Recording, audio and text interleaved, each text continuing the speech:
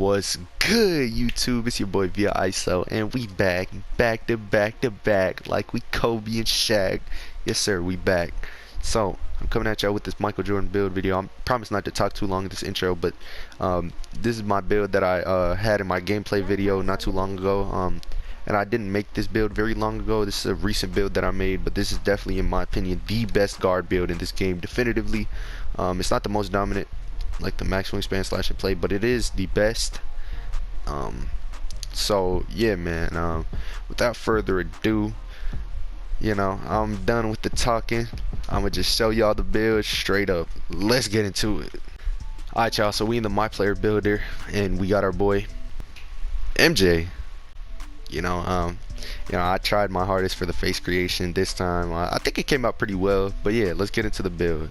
So obviously, first things first, name Michael Jordan, and jersey number 23. You could make it 45 if you want, but I just don't think that looks right on an MJ. For the hand, obviously right-handed. Now for the position, I know y'all might kill me for this and putting him as a point guard just for the badges, but I mean, hey man, gotta do what you gotta do for the badges. Alright, y'all, so for the archetype we're gonna pick, this might be a bit of a shocker, but yes, it is going to be the play lock. Now let me tell y'all why it's gonna be the play lock. MJ was really good with the ball. He could blow past you, especially in his prime. He would just use his speed and get past you, go down the baseline, dunk on someone, right? He could shoot the mid-range really well, which this build can. He could shoot the three ball decently well, especially when he wanted to. He could shoot it really well. And he was an elite defender.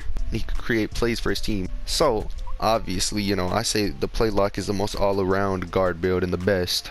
But when we look at the physical profile, this is pretty contentious. Now there's two that you could pick from. You could either pick from the one with the highest speed, which is up top, or you could pick the one with the highest vertical and pretty high speed as well. Now the most accurate would probably be the one with the vertical and the speed. And also, if you get gym rat with this and 99.9, you're gonna have very high speed and very high acceleration as it is. Now we're gonna keep it really simple with the finishing. Alright, MJ did not do very many standing dunks or post hooks. Alright, so we're just gonna upgrade the driving dunk to max, driving layup max, and close shot not max but 83, so you get the 11 finishing badges. Next, for the shooting, you're going to want to max the three-point shot, max the mid-range shot. Now I know the mid-range shot looks really low for MJ because it would usually probably be in the 90s to high 90s, but bear with it. This is the most accurate you could get while making an all-around MJ type build. You'll still be able to shoot like this, like an 85 mid-range or something. If you're just good with your jump shot turn-off meter, you'll be able to hit. Now free throw, max that, and post fade, I say, yeah, 70, but you still should be able to hit post fades because that's a very cheesy shot and you could probably hit that from close range. So yeah. Alright, y'all, so for the playmaking, you want to max the ball handle so you can get the high speed with ball. Now this is also very accurate to MJ because he was a great ball handler. He didn't do the most flashy moves, but he did moves that were effective. Pass accuracy, now MJ's a very underrated passer, so I say 88 would still be a bit accurate for him. So yeah. You don't want to upgrade post moves because you don't even need to upgrade that to do post moves. Now this might be the most important part of the build that sets it apart from all the other guard builds and makes it definitively the best. You want to raise the perimeter defense, raise lateral quickness. Now these are a bit low for MJ, but this is the highest you could really get it while making it accurate in all the other categories. So you want to raise those to max, raise steal to max.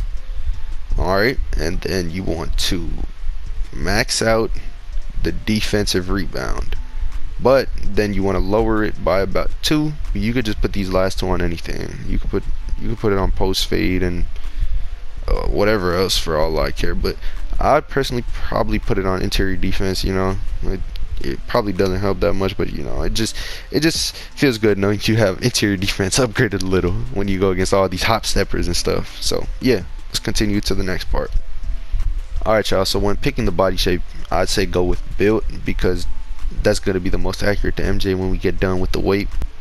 Now for the height, I'm assuming you all are going to say go 6'6", but look how low that makes everything. I would say go 6'5", because that raises a lot of things and it doesn't lower nearly as much. Now if this doesn't sit well with you, just think of MJ's height without shoes and just be like, oh yeah, he's 6'5". Now for MJ's weight, you don't want to you don't want to have him looking too brolic out here. So lower his weight, and then look, some of the muscle like goes away, and he becomes a bit leaner, and that's the most accurate. Now for the wingspan, you can make it either one above minimum or just minimum, so that you get the higher ball handle and higher speed with ball.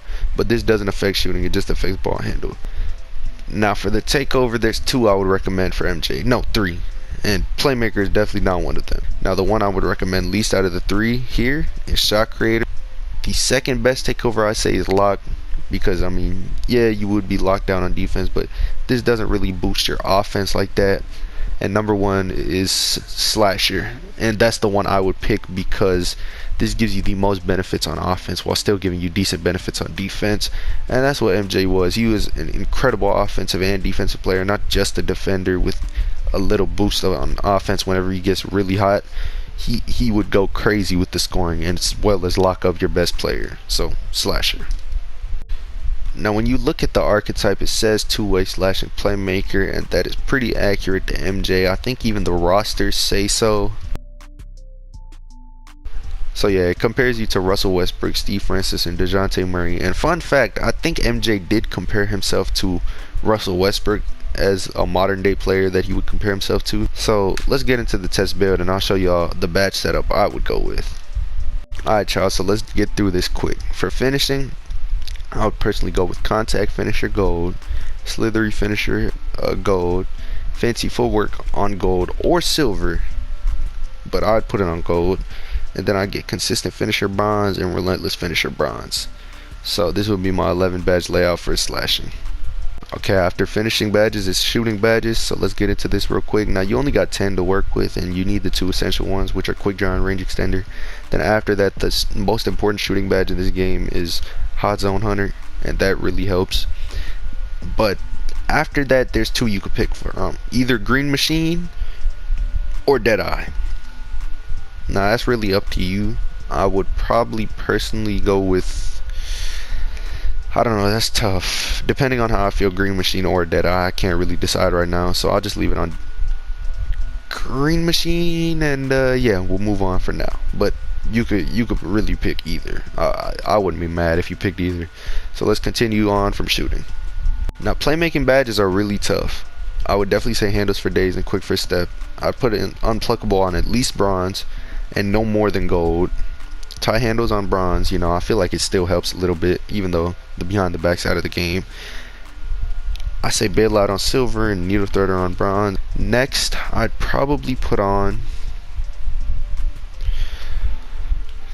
Dimer on Hall of Fame, Space Creator on gold, or you could put Dimer on gold, Space Creator Hoff, or even Floor General Hall of Fame. It's really up to you. I usually run this type of setup because some of my teammates usually do need this, but if my teammates are really competent and don't really need a huge Dimer boost, or if they don't even want Dimer, I'll just take Dimer off, put on Floor General.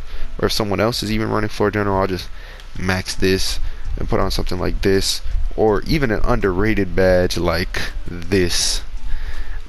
I'm not gonna say too much, but that is definitely an underrated badge. But we're just gonna leave it like this at the moment and continue to defense. Alright y'all, for defense, I'm gonna get y'all through this quick and simple. Put clamps on Hall of Fame. I'd recommend Intimidator on silver, Interceptor on bronze. Now Interceptor on bronze is way better than nothing, but you do not need it on Hall of Fame or anything like that. And also for Intimidator, I think silver gets the job done. You could put it on gold if you really want to, but I leave it on silver and it does the job. Now I recommend Tireless Defender, either silver or Hall of Fame, nothing in between, because I heard silver is very effective.